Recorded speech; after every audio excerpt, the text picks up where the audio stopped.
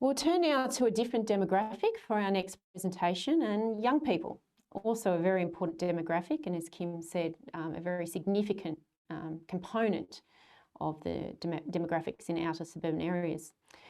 I'm really excited to hear our next presentation, which is titled Skate Parks as Community Assets and Effectively Activating Them. Community assets and their activation is an area of council activity that's very dear to my heart. Our presenter today is Peter Madden. Peter has over 15 years' experience working in the community sector in Australia and in the UK. He is a specialist in leading community program planning and delivery. Peter is coordinator of youth and families at the city of Gosnells, which is southeast of Perth City. Good morning, Peter, or probably good afternoon, barely. Good afternoon, everybody. Thanks to NGAA for inviting me to come and talk to you all today. And I'm going to be talking to you about skate parks as community assets and how to effectively activate them and how we do that here at the City Gosnells. So to kick things off, I'm going to start with a video that I think nicely highlights what we do here at the City Gosnells and kind of showcases that the outcomes you're looking for.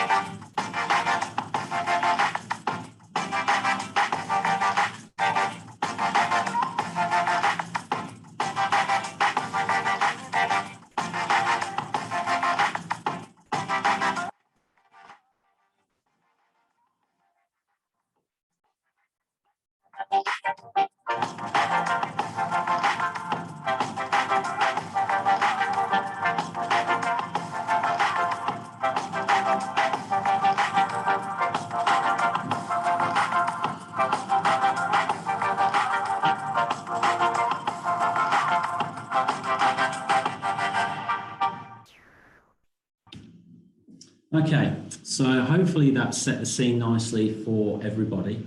What I'd like to do is I'm just going to ask you all to have a think about how your local government currently activates your community assets and particularly things such as skate parks, and perhaps try and identify some opportunities throughout the presentation of perhaps some things that you can do to activate your assets. So this afternoon, I'm going to touch on 4 broad strategies that we use here at the City Gosnells for activating our skate parks. So number 1 is our investment in staffing. Number 2 is involving users of the parks in our skate park advisory group. Number 3 is our comprehensive activation of our 4 skate parks through our Roll On Skate Park series, events and competitions, skate jams, and many other initiatives. And then the 4th one is our regular maintenance and our creation of artworks at our skate parks. So to begin, I just want to talk about the staffing that we have here at the City Gosnells. So for our skate parks, we have 1 full-time youth development officer, 1 full-time youth activity officer, and then 2 part-time skate park specific youth worker roles. Now, the 2 full-time youth worker roles are also responsible for our Shack Youth Centre, and developing programs there. But a large aspect of their role is coordinating the skate park programming that we do. And as I said, we also have 2 part-time specific skate park youth worker roles. And underneath all of those roles, we then have a pool of casual staff that help us maintain the standards of the programs that we have.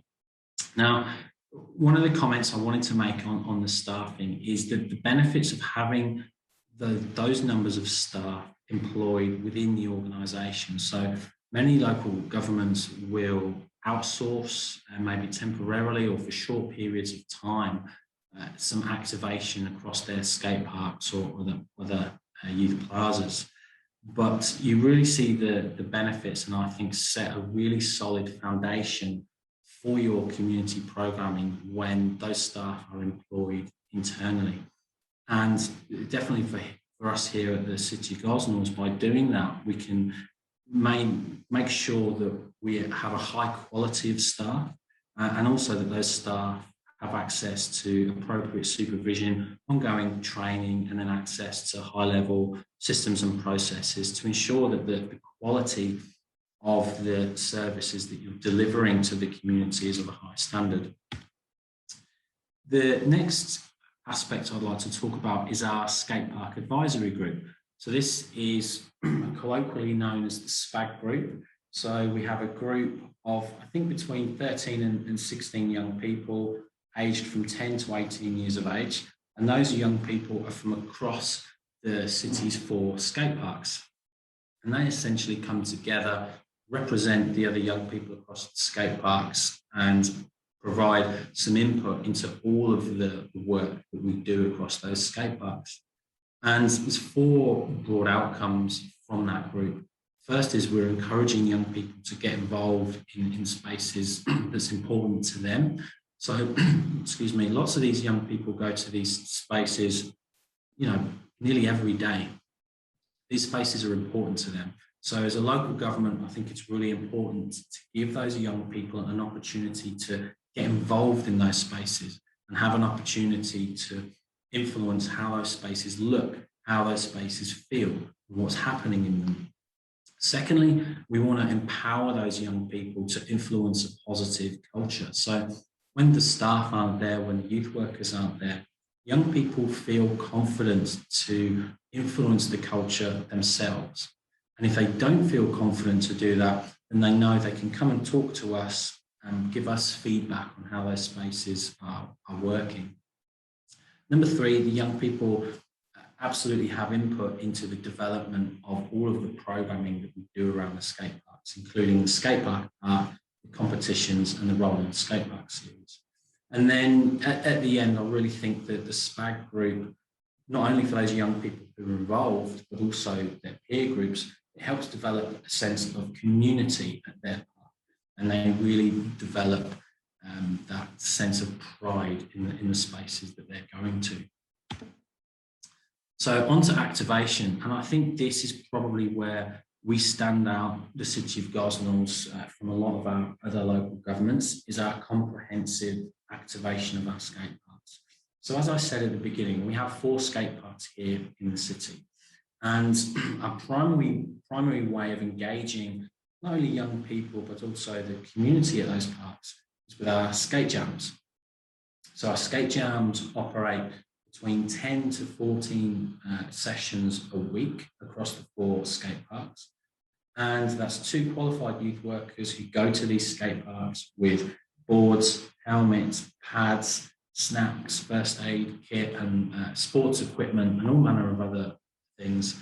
And they go there and engage with young people who are using the park, young people who are there hanging out at the park, and also the wider community.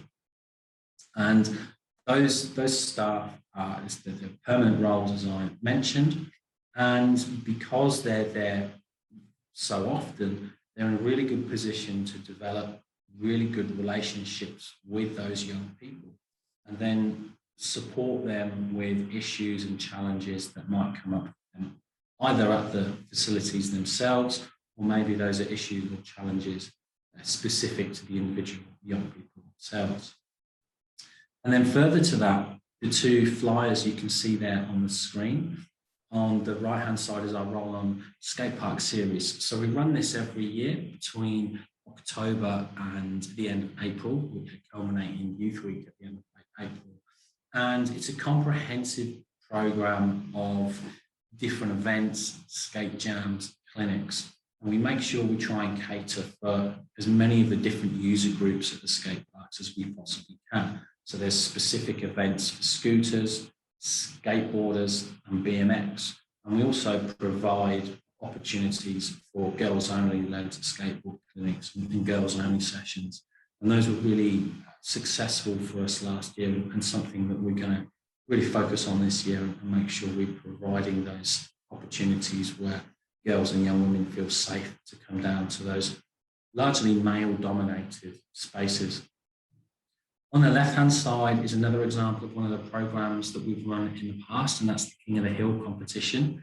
And this is run in conjunction with 3 other local governments, and we come together to run a skateboard, scooter and BMX competition across the 4 councils. Young people can enter as qualifiers at 3 of the councils, and it culminates in a final. And again, that's been really popular and a great way of helping young people explore other spaces and other local governments. The next item I'll talk about is our maintenance and our artworks. So again, this is really important to how our, not just skate parks, but our community facilities are run really well. So we have a really close relationship with the city's parks team and other key stakeholders across the organisation to make sure that any issues or maintenance issues that come up are addressed and responded to quickly. So we have regular communication between our teams. My team is out in those parks and spaces nearly every day. So if we see something, or if we see an issue at the skate park or at a community facility, we're able to pass that on to the parks team really quickly. And they're great at responding to those issues very quickly and making sure that those community spaces and parks are of a high standard, well maintained, and something that the community can be proud with. We also strip and paint our parks every 3 years. So all the skate parks get a fresh artwork on them. And this was started really because some of the older skate parks can be very grey and dull, and young people came to us and said, look, we really like to make them look better. Can we paint them? And that's ended up having some really good outcomes for us. And then the last point on there is we make sure that our ongoing maintenance costs are included in the annual budget. So again, a close communication with the parks team about what's needed to maintain those facilities to a standard. And sometimes when skate parks are built, those maintenance costs can kind of get lost. Excuse me. So a couple of photos here just to highlight that artwork that I was talking about. So on the left there is Gosnells Skate Park, and that was recently painted with the design of a pool table. And on the right is Thornley Skate Park. So, excuse me, what are the outcomes that you can expect when you invest in parks like this? So for us, young people in the community feel safe. Young people feel connected to the community and the council, and young people have opportunities to get involved with their community. And the community then has pride and values its skate parks. On the right-hand side here, you can see a Facebook post from our mayor, David Good. And this came about from another local government said they wanted to build a skate park, and the community didn't like the idea and were very unhappy and were worried that it was going to increase crime and cause some other issues. And an elderly lady from Thornley in the city of Gosnells got in contact with a radio station and said, this is shocking, this is not my experience. my local skate park here in Gosnells is a great community space. And the Basil Zemplis, who's now the mayor of Perth, he got onto this and he wrote a small article in West Australian. And for me, this really highlights what you want from your community facilities. Is you've got a member of the community who isn't the primary user of the space, isn't there all the time, but recognises the benefit of the space and recognises the effort you put in, what you get out of it. Sorry, excuse me. So the takeaways from me today.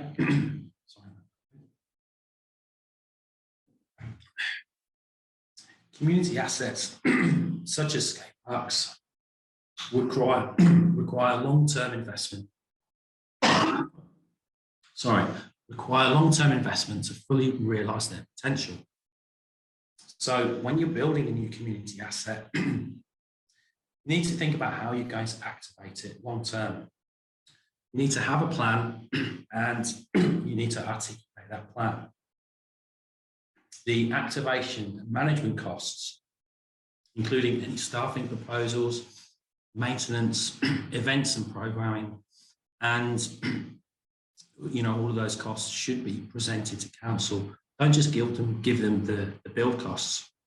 And obviously your local government environment is going to influence what you do and don't do. But to manage these facilities effectively, you need to have that long-term plan and you need to identify how are we going to activate these facilities. Often skate parks and other facilities have that set and forget mentality. So they're built and then they're just left alone. That doesn't work. You've got to have a plan for activating them and how you're going to invest in them. And the last comment I make, the last point I've got there, is obviously when we're building community assets, we want to, and we do get the community involved as much as possible in planning them. But we always need to consult the experts. So there's been a few examples here in WA where huge skate parks have been built and there've been huge bowls, for example, in them, or a basketball court in the middle of the park and various other things. And what's happened is those councils have gone out and they've consulted with lots of young people, which is great. And they've brought all of this feedback and they've tried to incorporate it all into the design. But what they haven't done is gone and consulted with professional skateboarders or experts, people who have years of experience in using these facilities and can comment on flow and how it works. So it's really important to make sure you have the balance. Yes, consult with the community, but make sure you're consulting with those experts as well and making sure that the final product is going to be fit for purpose. And that's everything for me. Apologies for the coughing fit there in amongst the presentation. That was rather uncomfortable, but I hope you all got something from that. So thank you very much. Thank you, Peter, and we'll give you a few minutes to get your breath back while we get ready for the panel. Another fantastic presentation, really loved the video, which will be made available on the website. And I think your insights into consulting with experts in the design of these facilities are absolutely spot on.